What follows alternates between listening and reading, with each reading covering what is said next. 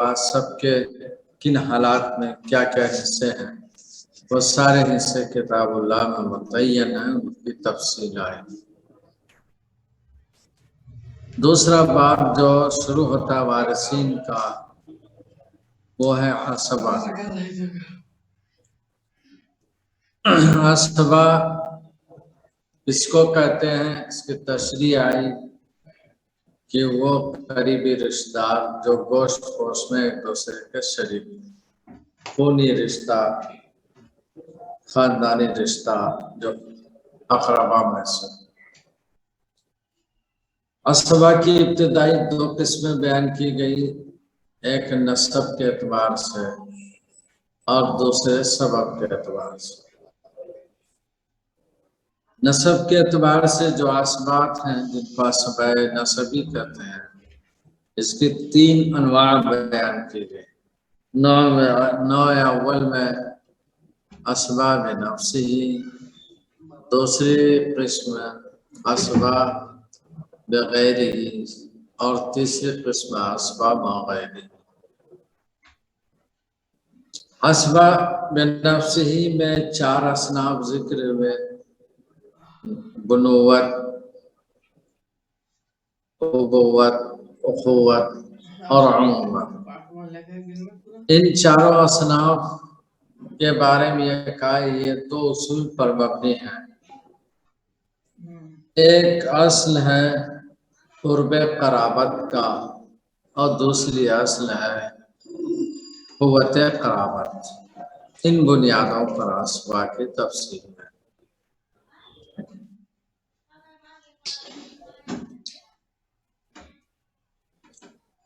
दूसरी किस्म असबा के असबा सबबी में मौलाना ताक़ा है, उनकी तफसील भी आई मौलाना ताक़ा को। ये वला की बुनियाद पर मौलाना ताक़ा है।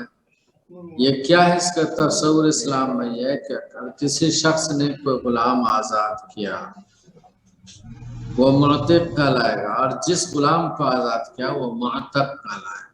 अतीक, अतीक आज़ाद होने के बाद, मुअतक हो जाने के बाद उसने जिंदगी में कमाया, माल छोड़े, वफात हो गई, तब उस माल में पहला हिस्सा तो असहाबुल फुरूज का है। अगर असहाब फुरूज नहीं है या हैं तो उनको देने के बाद माल बच रहा है तो असबा नसबी में तकसीम होगा। अगर वो भी नहीं रहे तब फिर असबा सबबी यानी मौला ताक़ा को मिलेगा, आज़ाद शुदा गुलाम के जो मौला है उनको मिलेगा। अगर वो भी न हो उनके वारसा को दिया जाएगा। अब ये जो बात आती है कि मौला ताक़ा को जो वरासत में हिस्सा मिलता है उसकी बुनियाद वला है, यानी खरीदने वाले और खरीद शुदा गुलाम के दरमियान एक ताल्लुक होता है नसब की तरह, उसको वला कहते हैं। हज़रत सल्लल्लाहु अलैहि वसल्लम ने इसकी सराहत फरमाई, कल वला लुहमतुन कल लुहमतिन नसब, वला नसबी रिश्ते की तरह रिश्ता। यही एक जुज़वी बात आई कि जो असबात में औरतें नहीं, वला शै लिल इनास में वरासतिल मुअतिक, आज़ाद करने वाले के वरसा में जो औरतें होंगी उनको बतौर हक़ वला के कुछ भी नहीं मिलेगा। इस बारे में खुद नबी करीम सल्लल्लाहु अलैहि वसल्लम की सराहत है, लैसा लिन्निसा मिनल वला इल्ला मा तक़ना, औरतों के लिए हिस्सा नहीं है वला में से इल्ला कि औरतों ने खुद ही आज़ाद किया हो किसी को, या जिनको आज़ाद किया उनको औरतों ने आज़ाद किया था, या औरतों ने बराह रास्त मुकातब बनाया, या जिस शख्स ने मुकातब बनाया खुद उनको औरतों ने मुकातब बनाया। इसी तरह मुदब्बर है, औरतों ने मुदब्बर बनाया, या औरतों के मुदब्बर ने दूसरों को मुदब्बर बनाया। इस तरह ये मुमकिन है। उसके बाद एक मिसाल पेश कर रहे हूँ। मिसाल आज के इबारत में देखिए, वलो तरका अल-मुअतिक वब्नहु इंद अबी यूसुफ सुदुसुल वला लिल अब वल बाक़ी लिल इब्न वइंद अबी हनीफा व मुहम्मद रहमहुल्लाह अल वला कुल्लुहु लिल इब्न वला शैअ लिल अब वलो तरका इब्न al-मुअतिक वजदहु वलो तरका al-मुअतिक इब्न al-मुअतिक वलो तरकल मुअतक, मुअतक ने जो आज़ादशुदा गुलाम था, अतीक ने छोड़ा किनको? इब्नल मुअतिक, मुअतिक के बेटे को, औ जद्दहु या उसके दादा को, खुद मुअतिक को नहीं। फल वला कुल्लुहु लिल इब्न, पूरा वला बेटे को मिलेगा बिल इत्तिफाक। इसी में ये भी मसला है, मन मलिक ज़ा रहमिन महरमिन मिन्हु मुअतिक़ा, जो मालिक हो गया ज़ू रहम महरम का तो वह आज़ाद हो जाएगा और मुअतिक़ा इस पर आज़ाद। मसलन एक शख्स ने अपने बाप को खरीदा, बाप आज़ाद हो गया, उसमें जो हक़ वला होता है वो उसी को मिलेगा। अब अलवला वलो तरक अबल मुअतिक वब्नहु वलो तरक अबल मुअतिक वब्नहु इंद अबी यूसुफ सुदुसुल वला लिल अब। एक आदमी ने मुअतिक के अब को छोड़ा या और उसके बेटे को, बाप बेटे दोनों। मुअतक यानी आजाद शुदा गुलाम जब आजाद होने के बाद माल कमाया, कमाने के बाद वो दुनिया से रुखसत हो गया, वारिसीन में जिन लोगों को छोड़ा है उनमें उनके आजाद करने वाले शख्स का बाप भी है और बेटा भी है, दोनों हैं। तो सवाल ये है कि इनको किस तरह हिस्सा दिया जाएगा। इमाम अबू यूसुफ कहते हैं कि सुदुस वाला यानी 1/6 तो बाप को होगा और बाकी बेटे का हो जाएगा। लेकिन इमाम अबू हनीफा और इमाम मोहम्मद फरमाते हैं कि पूरा का पूरा बेटे का बाप को वला में कुछ भी नहीं मिलेगा। मिसाल के तौर पर जैद को हामिद ने आजाद किया था, तो जैद आजाद शुदा गुलाम है, जैद का इंतकाल होता है तो जिसने आजाद किया था जैद को यानी हामिद, हामिद के बेटे भी मौजूद है और बाप भी मौजूद है।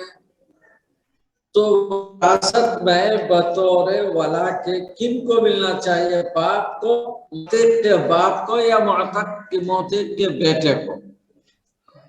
तो सैयदना इमाम अबू यूसुफ रहमा फरमाते हैं कि दोनों को मिलेगा।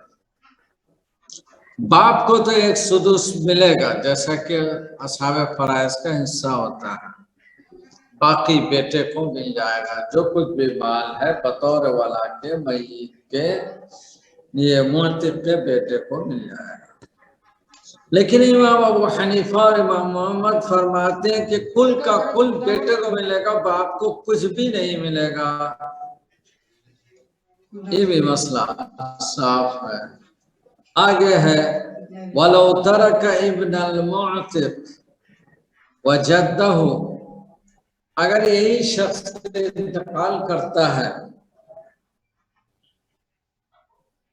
जो आजाद शुदा गुलाम था, वो इंतकाल कर रहा है और दुनिया में जो छोड़ा है उन्हें वारिसीन में, एक तो वह है जो मुअतिक के इब्न है और दूसरे पहले वाले मसले में तो बाप था, यहाँ दादा, बाप के बजाय दादा।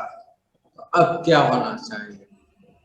तो कह रहे फल वाला कुल्लू ले पूरे के पूरे वाला बेटे के लिए बिल इत्तेफाक, इसमें किसी का इख्तलाफ नहीं।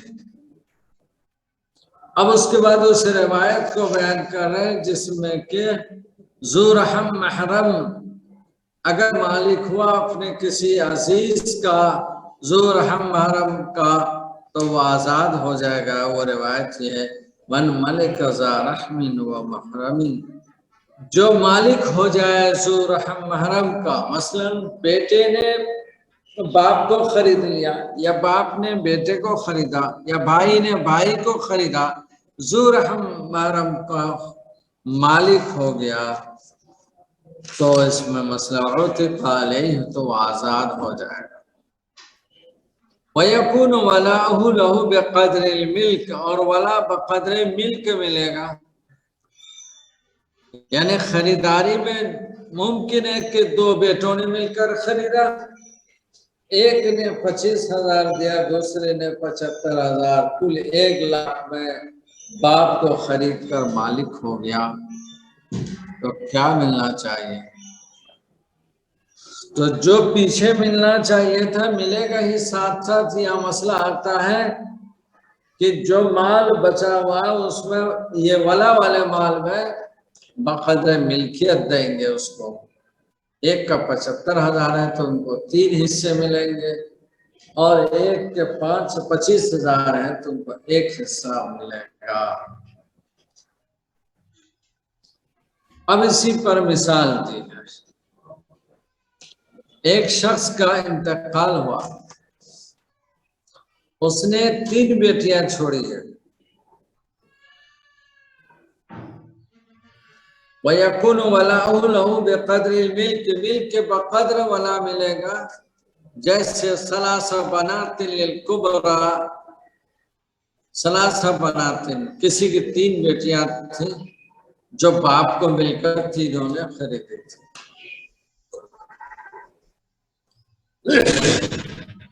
लिल कुबरा सलासु नदीरा, बड़ी बेटी ने 30 दिनार दिए। वलिल सुगरा 20, और सुगरा ने 20 दिनार दिए, तो 30 और 20 मिलाकर 50 हुआ। फर्स्ट तरह था, इन दो बेटियों ने बाप को खरीद कर आजाद कर दिया। फर्स्ट तरह था अबाहुमा बिल खमसीन, इन 2 बेटियों ने खरीद लिया अपने बाप को 50 दिनार में। तो एक बेटी के दिनार 30 थे और दूसरी बेटी के दिनार 20 थे, तो 50 मिलाकर दोनों ने अपने बाप को खरीद लिया। बहुत अच्छी बात। सुम्मा मातला, फिर बाप का इंतकाल हुआ। वह तरक शैअन, कोई चीज बाप ने छोड़ी तो उसकी तकसीम कैसे हो? मसला आप पीछे पढ़ चुके हैं कि अगर मय्यत की 2 या उससे ज्यादा बेटियां हों तो बेटियों को सुलसान मिलेगा, तो सुलसान मिल गया। अब बाकी आसबा में कोई नहीं, वो बल्कि आजाद करने वाले मौजूद और कोई नहीं है वारिसीन में, और न आसबा नसबी में। ले दे के वो जिसने आजाद किया था वो मौजूद है या उनके वारिसीन मौजूद है, तो सुलसान तो दे देंगे। 3 बेटियां थी मय्यत की, एक बेटी ने तो हिस्सा नहीं लिया बाप को खरीदने में, तो सुलसान में से 3 को तकसीम कर दिया जाएगा, 3 बेटियों को हर एक को मिल जाए।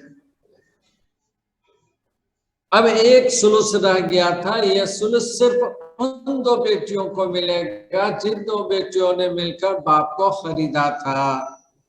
और खरीदने में भी तकसीम ये तफसील है कि एक बेटी ने 30 रुपए दिए, एक बेटी ने सिर्फ 20 रुपए।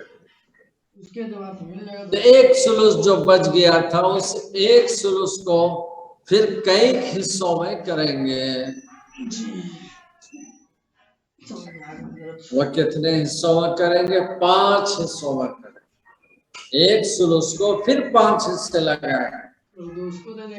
5 में से 3 हिस्से उस बेटी को देंगे जिसने 30 दिनार सर्फ किए थे, और 2 हिस्से उस बेटी को देंगे जिसने 20 दिनार जमा किए थे बाप को आजाद करने के लिए। तो सुलुसान तो अव्वल तीनों बहनों के दरमियान तकसीम हो जाएगा। अब उसके बाद एक सुलुस जो रह गया ये खरीदार बेटियों के दरमियान तकसीम होगा, लेकिन ये तकसीम बकदरे मिल्कियत के होगा। जिस बेटी ने ज्यादा जमा किया उसकी मिल्कियत ज्यादा है, लिहाजा हक़्क़े वाला में उनको ज्यादा मिलेगा, और जो कम है उनको कम मिलेगा। देखिए फिर इबारत को दोबारा, कसला से बनातिन, जैसे किसी को 3 बेटियां हो, लिल कुबरा सलासून दीनार, बड़ी बेटी के 30 दीनार थे जिससे बाप को खरीदा, वह और सुगरा को 20 थे। फश्तरता अबाहुमा बिल 50, इन दोनों ने मिलकर अपने बाप को खरीदा 25 दीनार में। सुम्मा मातल, अब फिर बाप का इंतकाल हो जाता है। वतरा का शैअन, उसने कुछ माल छोड़े।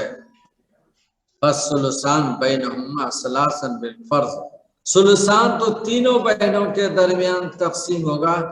असलासन यानी सुलसान को 3 टुकड़े कर देंगे बिल फर्ज, फर्ज की वजह से, यानी किताबुल्लाह में जो हिस्सा उनका मुकर्रर उस बुनियाद पर। वल बाकी, और जब 2/3 दे दिया तो 1/3 बाकी रह गया। वल बाकी बैन मुश्तरील, अब बाकी दोनों बहनों बाप के खरीदने वाली दोनों बेटियों को दिया जाएगा। वल बाकी बैन मुश्तरियतिल, अब बाकी हिस्से ये बाप के लिए, बाप के की जो बेटियां थी उनके लिए हैं। अखमासन, अखमासन, अखमास के दरिया 5 खुम्स बनाएंगे बिल वाला, वला के एतबार से। सलासत अखमासिन कुबरा, 3 हिस्से 3 खुम्स कुबरा के लिए है। वो खुमसाहु लिस्सुगरा, और 2 हिस्से सुगरा के लिए हैं। व तसीहु मिन 45 व 40, और मसला 45 से बनेगा। व तसीहु, मसले की तसीह होगी, मसला बनेगा 45 से मिन 45 व 40। बाप का इंतकाल हुआ, मान लिया जाए उन्होंने पैसे छोड़े हैं, मान लिया 45 लाख रुपए, तो 45 लाख को तकसीम करेंगे 3 बेटियों में। किस तरह? 3 हिस्से करेंगे 45 को, एक एक सुलुस बनाएंगे। एक सुलुस बनेगा 45 में कितने का?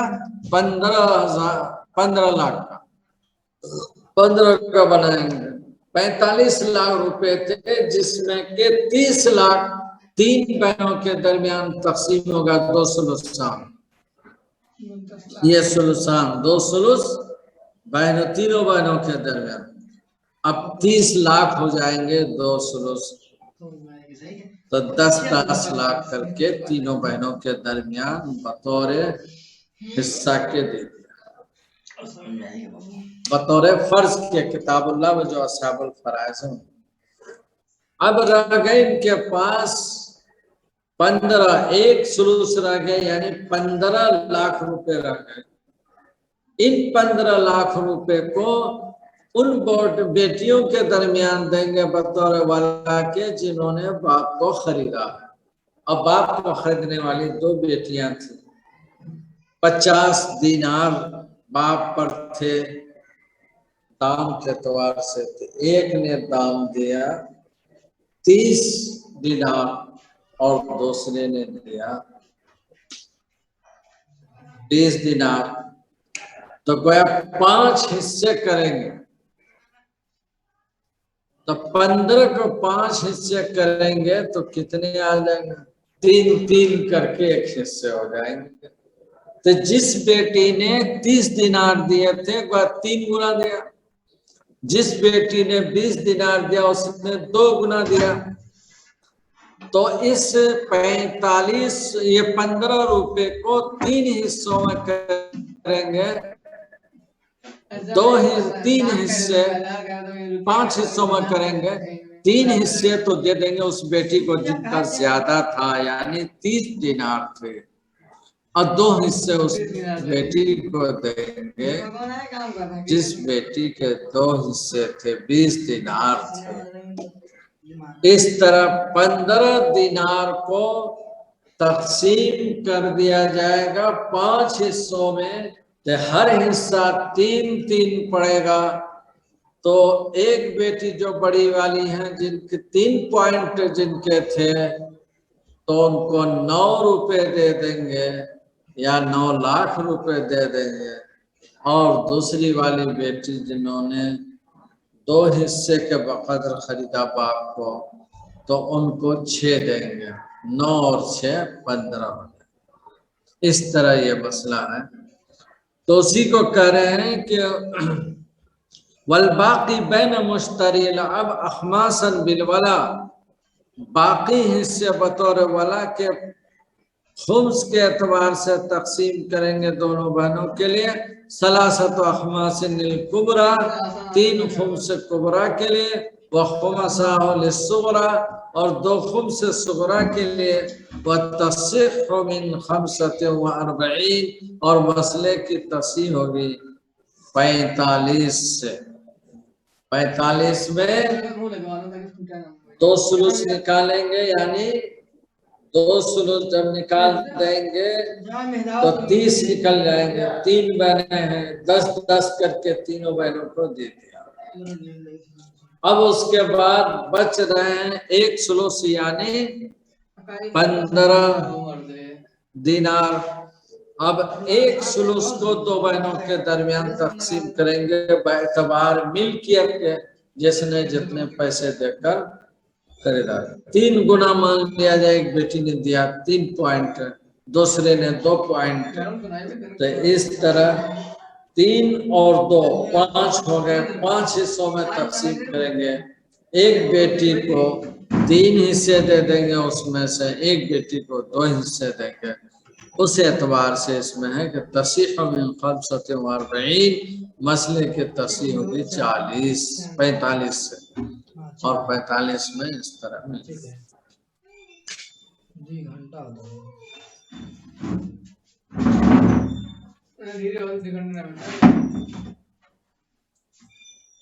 जी हजरत।